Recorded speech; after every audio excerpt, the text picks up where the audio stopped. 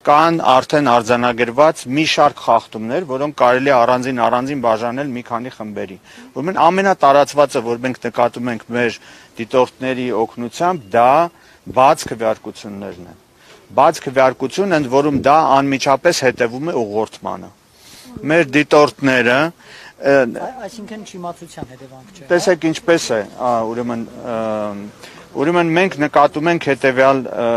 սցենարը այս ընտրությունների ժամանակ։ Նախ մարդիկ, որոնք մոտենում են ընտրական տեղամաս, մինչև մուտք գործելը,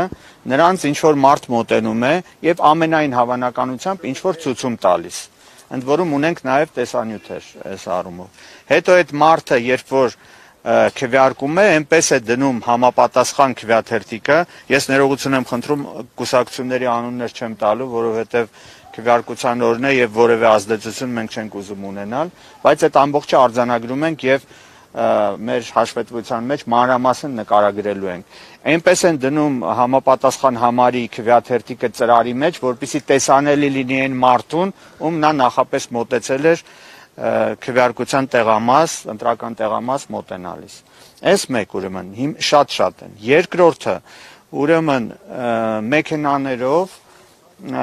ընտրողներին տեղամասեր բերելը։ Ընդ որում, այնպիսի մարդիկ չեն այդ մեքենաներից իջնում, որոնք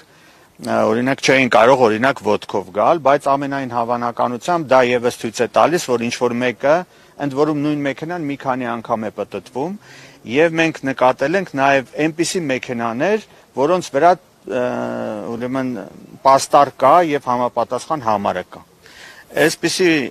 դեպքեր նկատում ենք հատկապես երկու ուժի ամենաշատ գերակշռող երկու ուժի կողմից,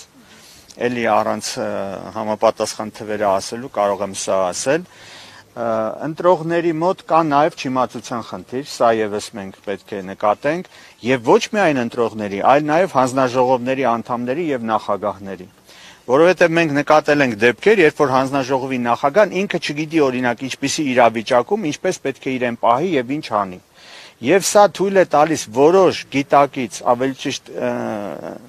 իրավագիտակից ավելի բարձր մակարդակ ունեցող դիտորդին, վստահված անձին, նույնիսկ մի դեպքում լրատվամիջոցին, որպեսզի նա դառնա թելադրողը տվյալ ընտրատեղամասում, այսինքն նա սկսում է, քանի որ իր գիտելիքները շատ չեն հանձնաժողովի նախագահի, նա ստիպված է լինում լսել այն դիտորդին կամ վստահված անձին, որը չի թույլատրվում